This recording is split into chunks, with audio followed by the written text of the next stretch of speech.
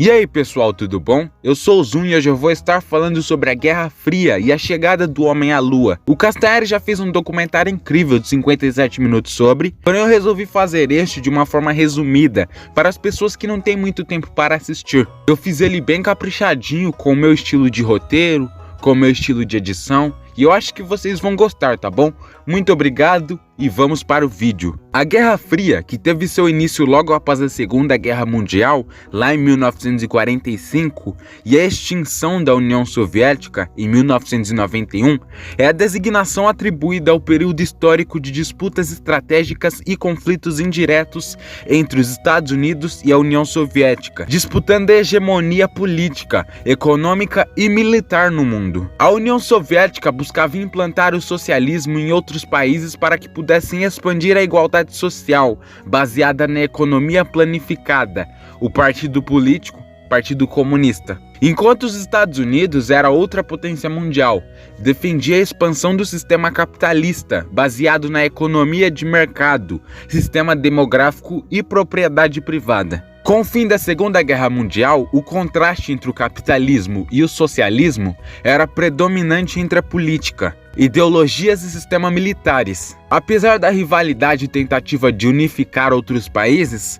os Estados Unidos não conflitou a União Soviética, e vice-versa, com armamentos, pois os dois países tinham uma posse grande de quantidade de armamento nuclear, e um conflito armado direto significaria o fim dos dois países, e possivelmente da vida em nosso planeta, até porque nós estamos falando de bombas nucleares. Porém, ambos acabaram alimentando conflitos em outros países, como por exemplo, na Coreia e no Vietnã. Com o objetivo de reforçar o capitalismo, o presidente dos Estados Unidos, Harry Truman, lança o Plano Marshall, que era um oferecimento de empréstimos com juros baixos e investimentos para que os países arrasados na Segunda Guerra Mundial pudessem se recuperar economicamente. A partir dessa estratégia, a União Soviética criou lá em 1949 o Comecon, que era uma espécie de contestação ao Plano Marshall, que impedia seus aliados socialistas de se interessar ao favorecimento proposto pelo então inimigo político.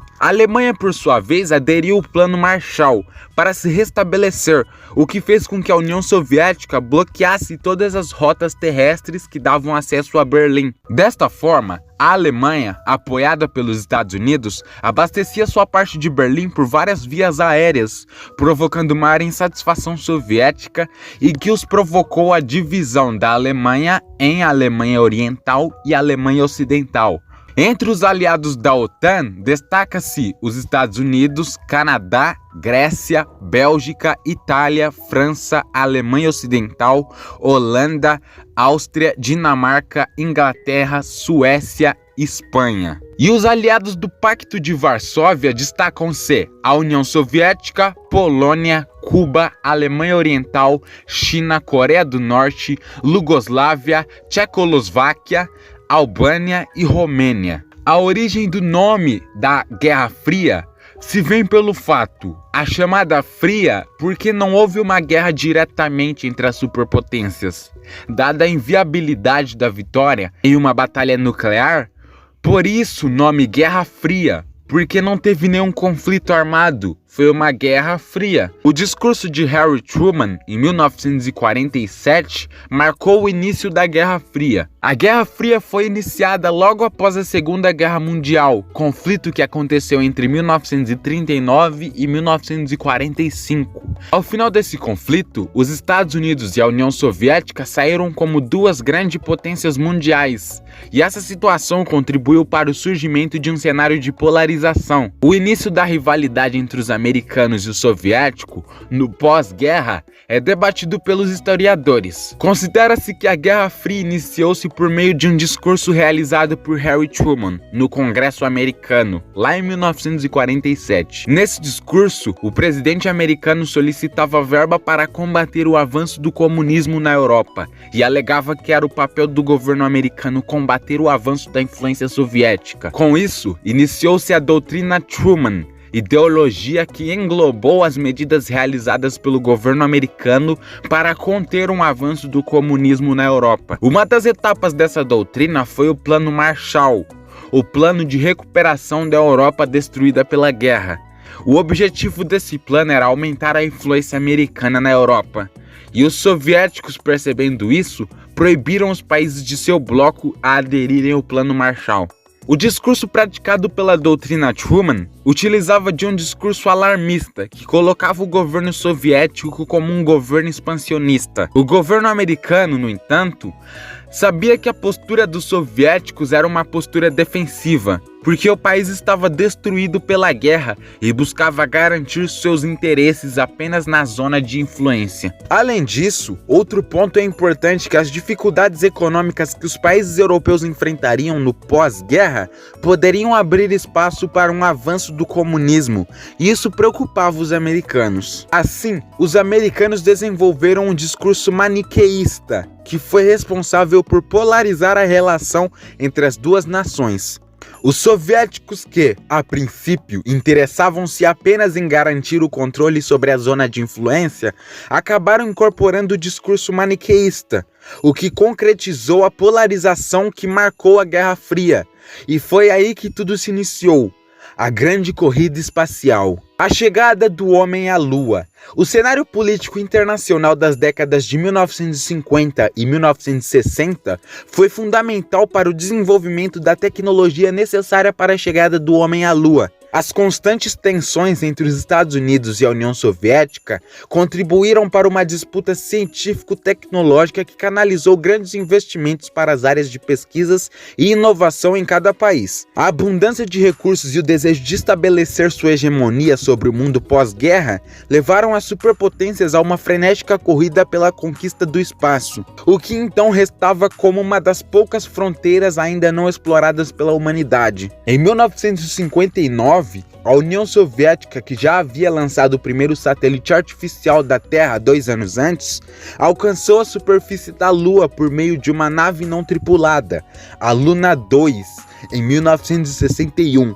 O primeiro homem a deixar o planeta e viajar pelo espaço foi o cosmonauta soviético Yuri Gagarin, que retornou em segurança após dar uma volta em torno da Terra. Como resposta ao crescimento da União Soviética como potência espacial, os americanos intensificaram seu trabalho, com o ambicioso objetivo de enviar a primeira missão tripulada à Lua até o final da década. Os esforços americanos culminaram no Projeto Apollo, um programa de desenvolvimento de espaçonaves para viagens à Lua com tripulação. As naves Apollo eram compostas por 3 partes: o módulo de comando, que levava a tripulação e as provisões, o módulo de serviço, com todo o maquinário, e o módulo lunar, projetado para separar a nave principal e conduzir os astronautas à superfície lunar. Outro desafio importante para o projeto era a construção de um foguete com potência suficiente para colocar uma nave tripulada,